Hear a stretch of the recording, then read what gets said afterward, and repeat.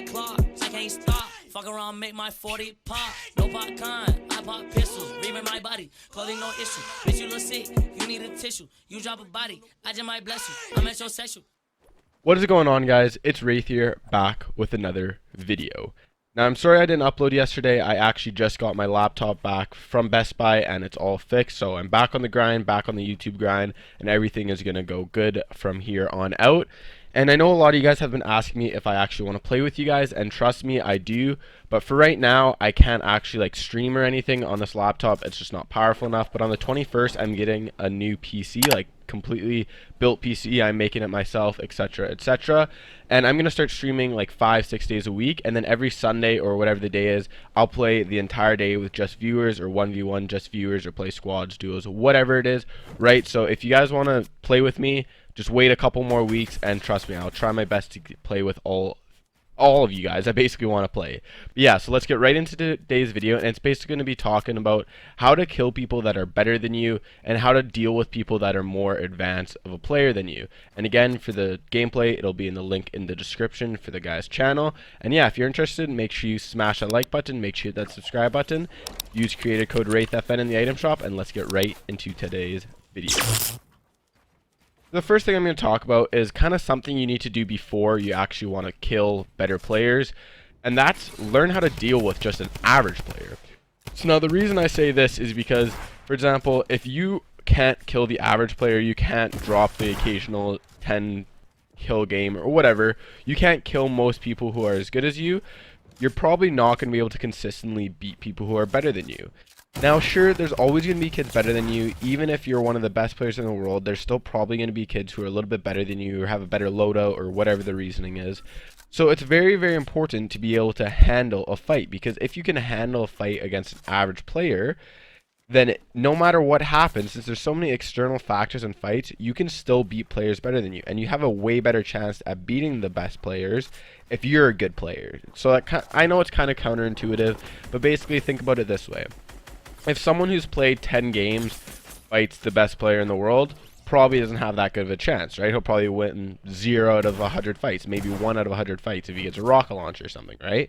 But for example, someone who's, I don't know, played 10,000 games of Fortnite, well, yeah, they still probably won't win that much against the best player, but they might win a little bit more. They might have, I don't know, 3 to 4 wins in the 100 games, right? But someone who's played 10,000 wins, but who's, or 10,000 games, who's very good at the game and who can deal with players who win against average players, who can drop 20 bombs, whatever, well, then they might have maybe 20 out of 100 20 out of 100 1v1s won against this best player, right? So it's very, very important to actually make sure you're good enough to where you can handle players better than you. Now, obviously, the better you get, like I said, there's always going to be better players than you, but the better you are, it's easier to kill better players. That's basically the kind of the big thing I want to get across. So for example, like I said, me, for example, I'm not the best player in the world. I'm not even close to the best player in the world.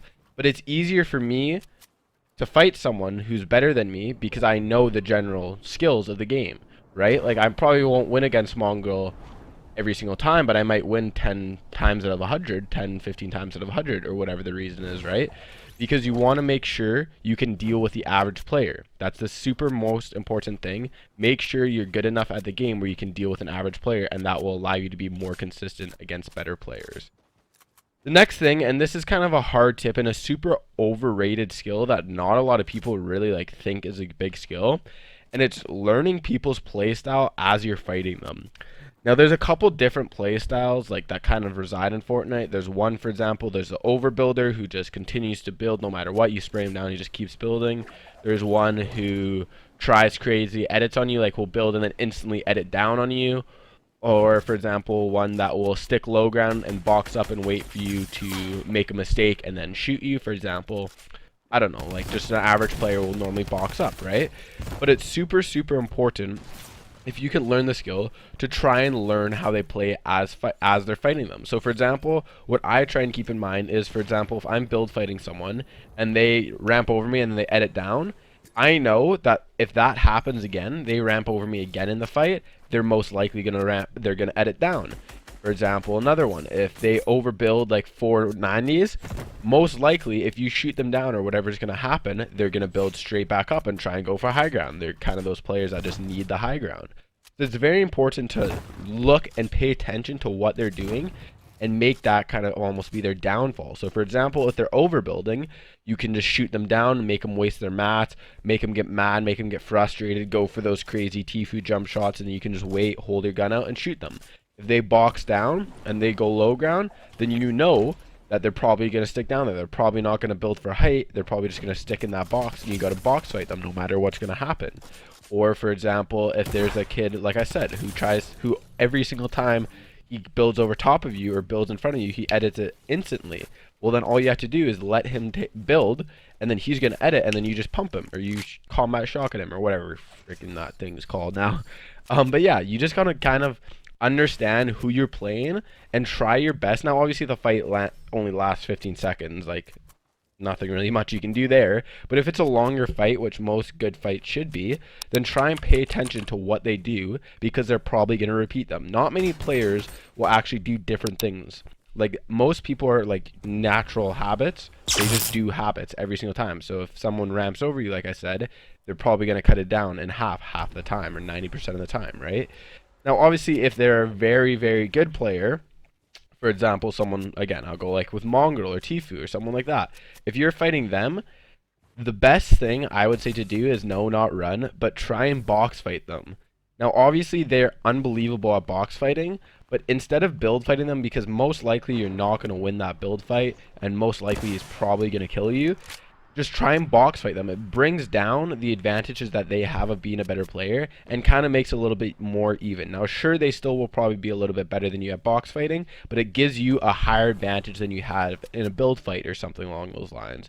So it's very, very important. If you recognize right away that they're a very good player, like they're making crazy edits, crazy shots, crazy builds, they're taking high ground every single time, whatever, calm down, take box, and stay in the box. If you have good ping, you can wait for them to make a mistake, whatever the case is. If you have bad ping, you're probably gonna have to make a shot right away and not wait, because most good players will have decent ping.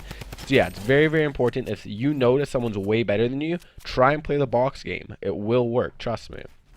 Now, this kind of ties into the box game, but be patient.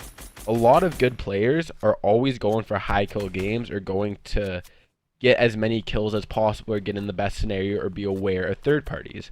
So for example, if you fight someone he's better than you, if it's a pub, he's probably going to be going for like a 10, 15, 20 kill game, or whatever it is, right? So he's going to want to end your fight quick. You want to get out of there, go to the next guy.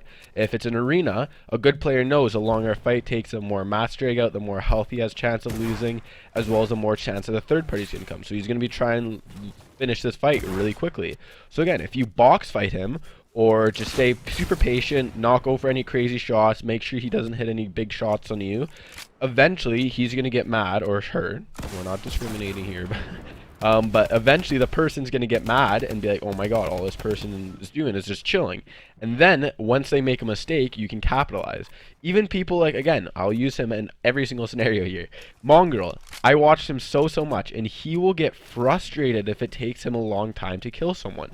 If he's taking 2 minutes, 3 minutes fights, and the person's just chilling in the box and he has really good ping, he gets frustrated. He just starts spraying, he tries to axe, whatever. He starts getting mad, he starts yelling, whatever the case is. He's going to get mad, and he's just going to keep doing the same thing. And then all you have to do is pump him and shock on him, or do something. Eventually, after a minute of just making him try and break the wall, eventually just do something that he's not expecting, because he's going to be more focused on just killing you. He's not going to be focused on the external factors. Even really, really good players lose their cool all the time and get frustrated with the person because they're worried about other things happening, like third parties are wasting all their mats. So it's super, super important that you be patient and wait them out. Now, this is kind of not a really tip, but it's kind of something you can keep in mind, and it's okay to leave a fight. Now, obviously, if you're just playing pubs or something like that, I don't recommend leaving a fight against a better player unless you're at like 2 health, no mats, or whatever the case is, because it's always better to play against better players because you learn more, etc., etc. It's easier to learn against better players you're fighting.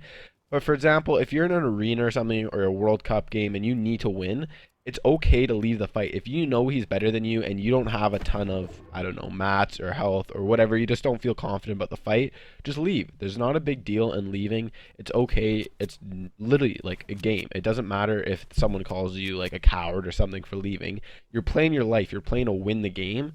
So if that means leaving the fight to survive, then do it. It's definitely more important to keep that in mind than just chilling and let the person kill you, right?